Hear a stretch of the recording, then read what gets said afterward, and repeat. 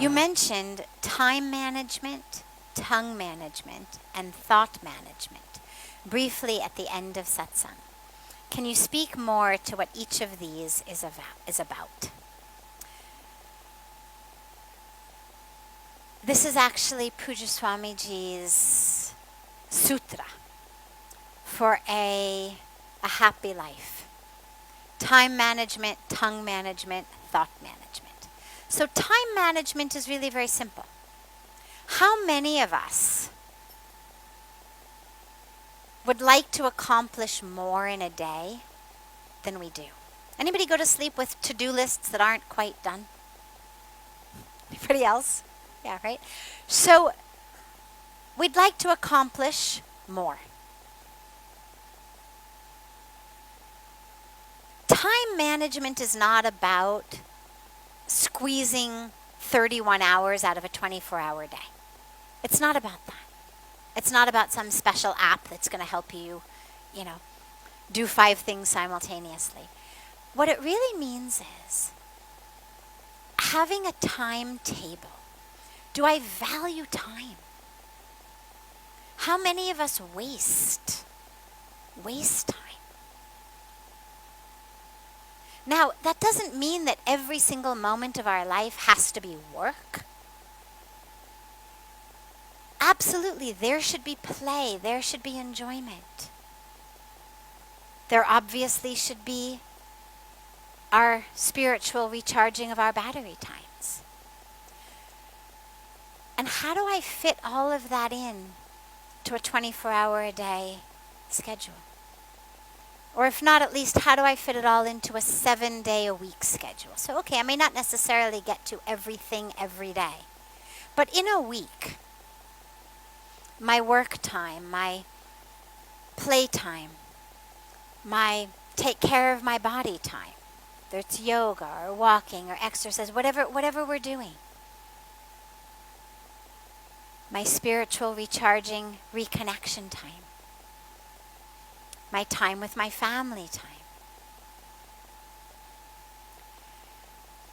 But unless we schedule things properly, the days tend to slip through our hands. You get to the point where you're at the end of the day and you think, oh my God, where did the day go? And a lot of it goes in just getting distracted.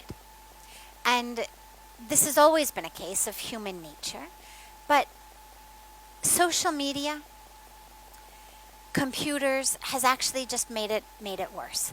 Because now you're trying to focus on something, and suddenly there's a beep, a buzz, a ring, whatever's happening, some kind of notification, and suddenly our attention goes there.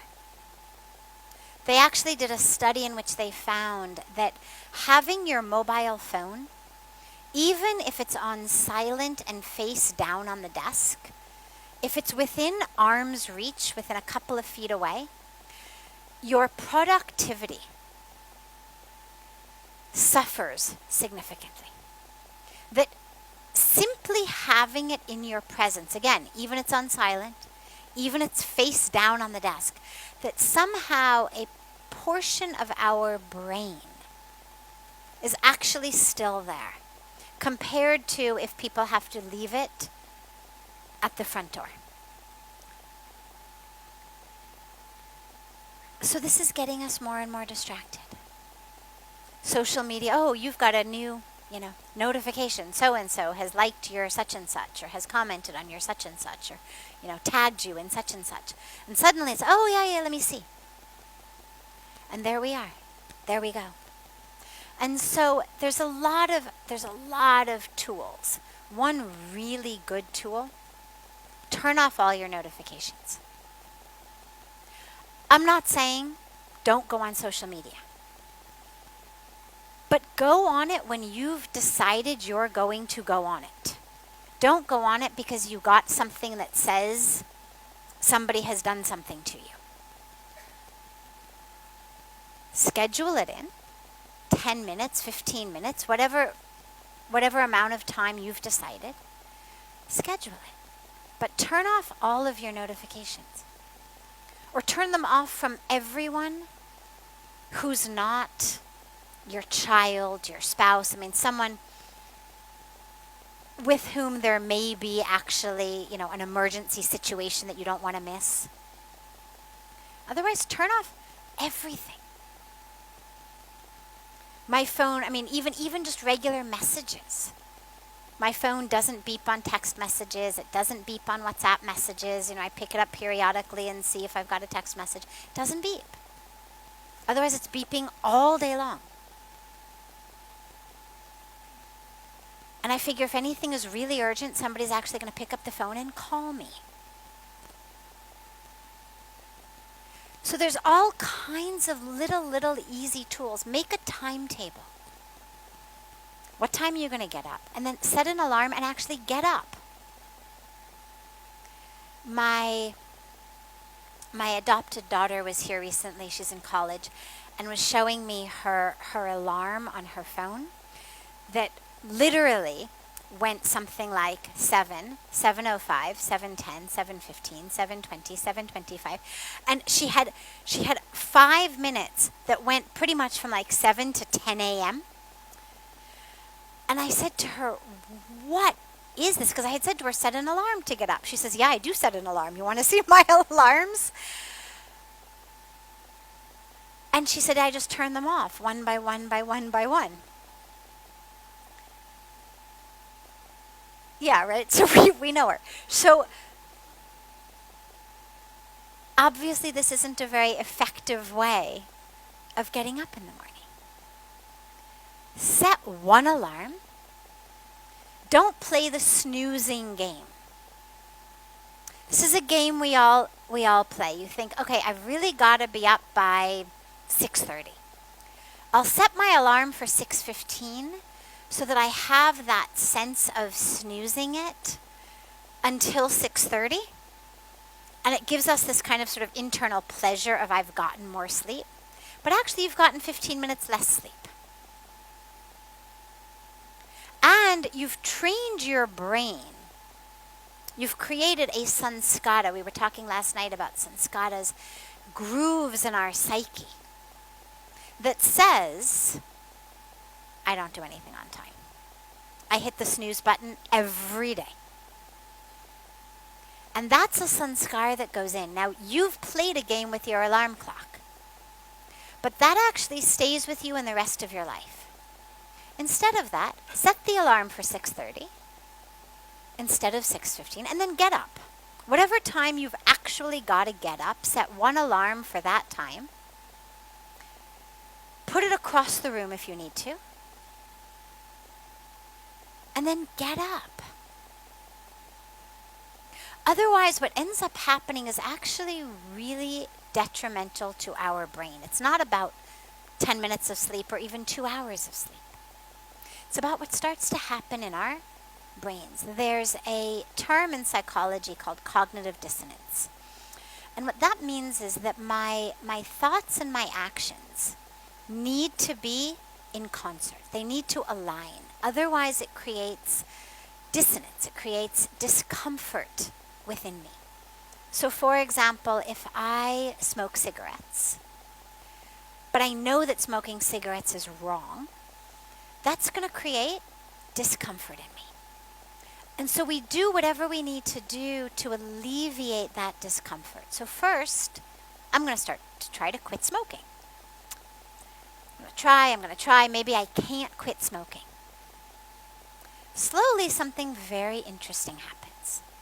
Slowly, I start to say things like, well, anyway, it's not so bad for you. That's just propaganda of the, health department because they don't want to see these good companies prosper. And, my friend's grandmother lived to be 95 and she smoked 3 packs a day, right? She smoked into her coffin. We hear all kinds of stories because our brain, our thoughts now, if I can't change my actions to match my thoughts, I'm going to change my thoughts to match my actions. So I think cheating is really wrong. I'm having an affair on my spouse. I feel horrible about it. I'm overcome with guilt. I decide, forget it. Never going to see that other person again. But then again, I find myself in bed with that other person. Again, I feel horrible. I say, no, I've got to stop cheating, got to stop cheating. But if I find myself over and over again, back in the arms of the person I'm having an affair with, eventually what's going to happen is my brain is going to start to say, well, my husband isn't nice to me anyway. And, actually, I'm a much nicer person now that I'm having this affair. See, I used to yell at him all the time because I was so frustrated and annoyed. Now, I'm actually much nicer to him. So actually, it's kind of helping our marriage. I mean, you see the games our mind plays. And they play it because of this thing called cognitive dissonance, that it's really important for my mind and my thoughts to be in alignment. And I mention this when we talk about time management because, or with anything important to you in your life, if you decide, I'm going to get up earlier in the morning,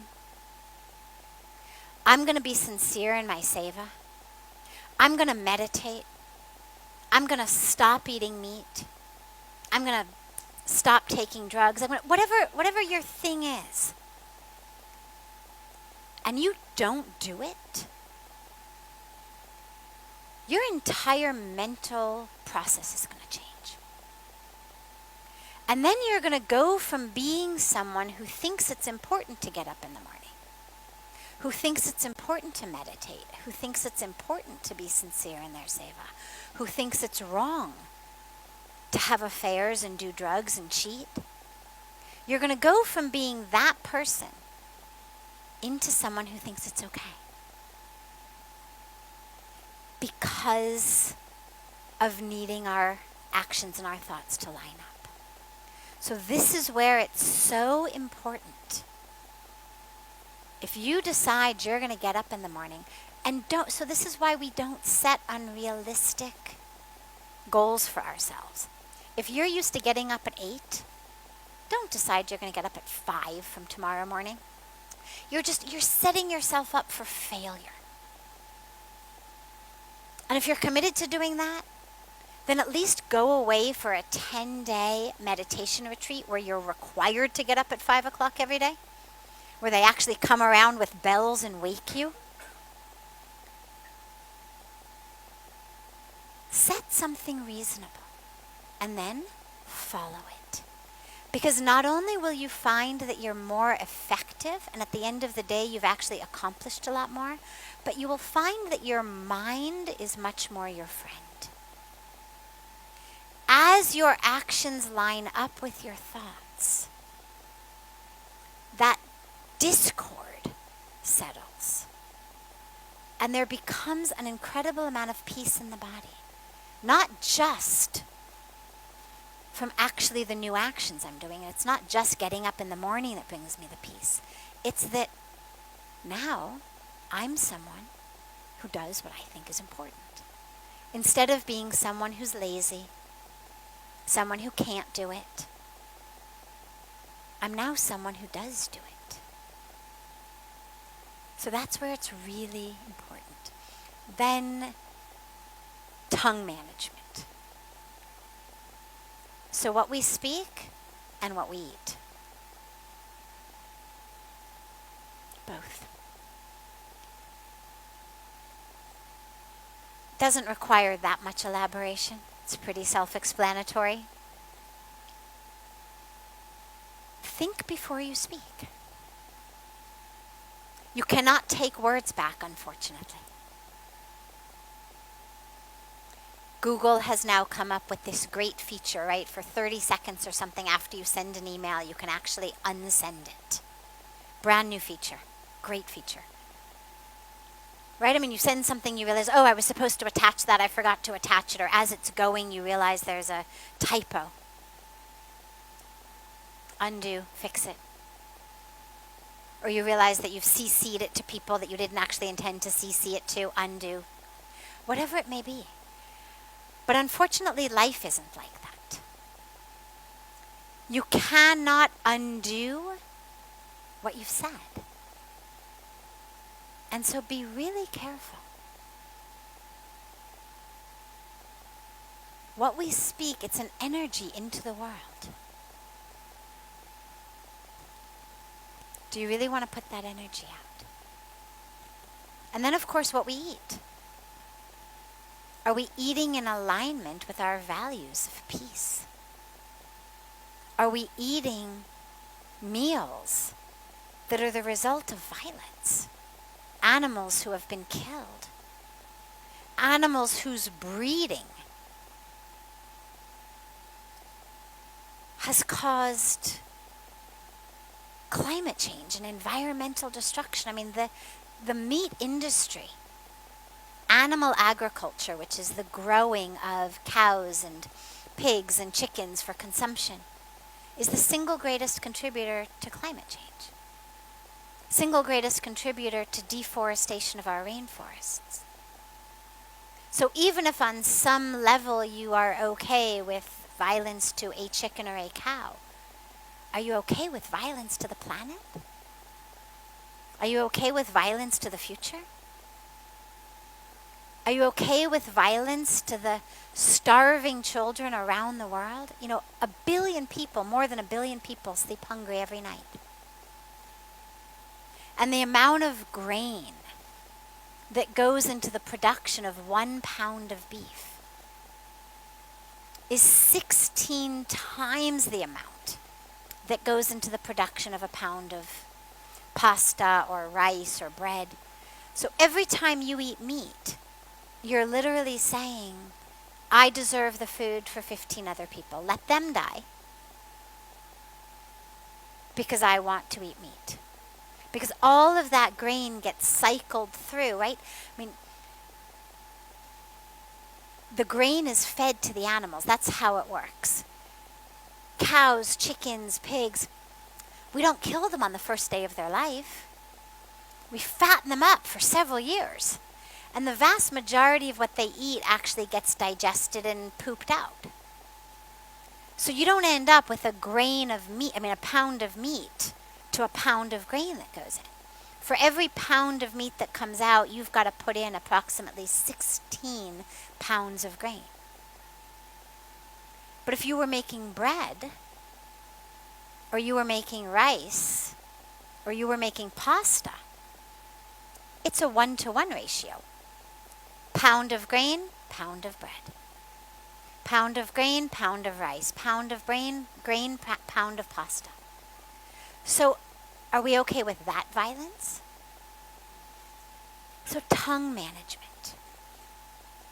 And then, lastly, thought management. Thoughts, we were talking last night, thoughts are things. They actually go out into the world. There is an energy to your thoughts. They don't exist just in your skull. And they create. They create our actions. My hand does not just automatically rise up and slap someone. First, there's a thought. Who the hell do you think you are? How dare you? Bam! Without the thought of who the hell do you think you are? How dare you? I'm going to slap you. There's no slap. There's a thought that leads to that. There's a thought that leads to, I'm going to harm you. There's a thought that leads to, as we began, it's okay to cheat. It's okay to lie. It's okay to smoke. It's okay to do this. As my thoughts change, so do my actions change. There's no God, there's no afterlife. It's all about, he who dies with the most toys wins. Therefore, I'm going to just focus my life on making money. Well, that's a thought. It's a thought. It's led to now my actions, my career choices, and my entire destiny. Everything begins with a thought. The Holocaust began with a thought, an idea. 9/11 began a thought, an idea. India's independence began with Gandhi, a thought. So, what kind of thoughts are we going to have? Because that's what's going to create our entire lives. So if we can manage those three things, we're on a really good pathway to a really good life. Not just for ourselves, but that which we bring to the world.